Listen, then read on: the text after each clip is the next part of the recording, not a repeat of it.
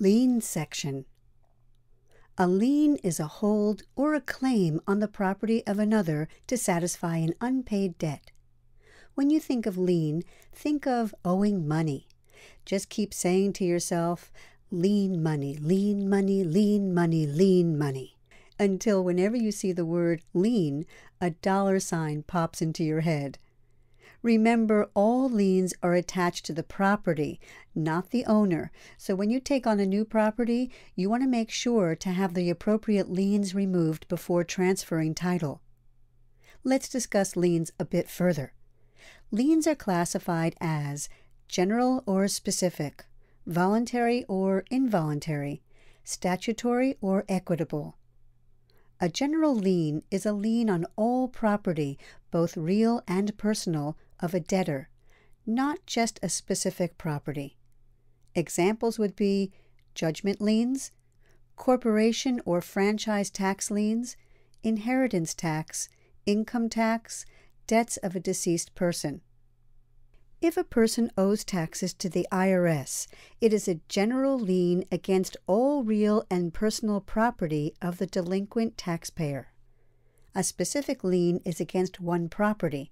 Examples would be a trust deed or mortgage, property tax, assessment, mechanic's lien.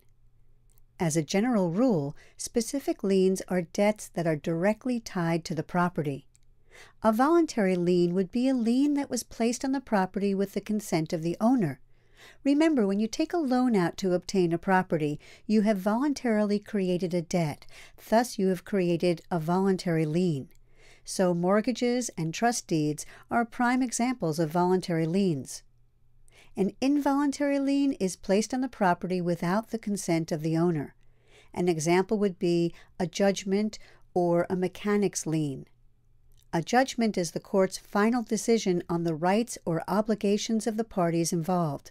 Once the judgment has been filed, it creates a general lien against the property of the defendant. A mechanic's lien is a lien placed on real property in favor of parties who have performed work or furnished materials for the improvement of real estate. A statutory lien is placed on the property by law. Examples would be real estate property taxes and special assessments.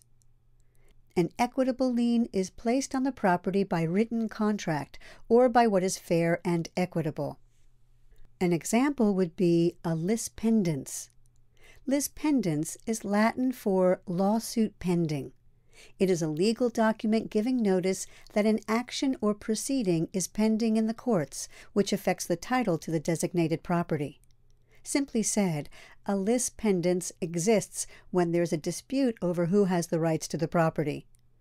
This is not fun at all.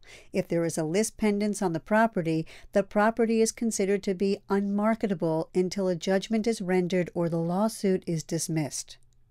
A foreclosure is defined as a lawsuit to force the sale of a property for the non-payment of the debt, or other terms found in the loan documents. A deed in lieu of foreclosure is when a deed to real property is accepted by a lender from a defaulting borrower. This is done to avoid the necessity of foreclosure proceedings by the lender.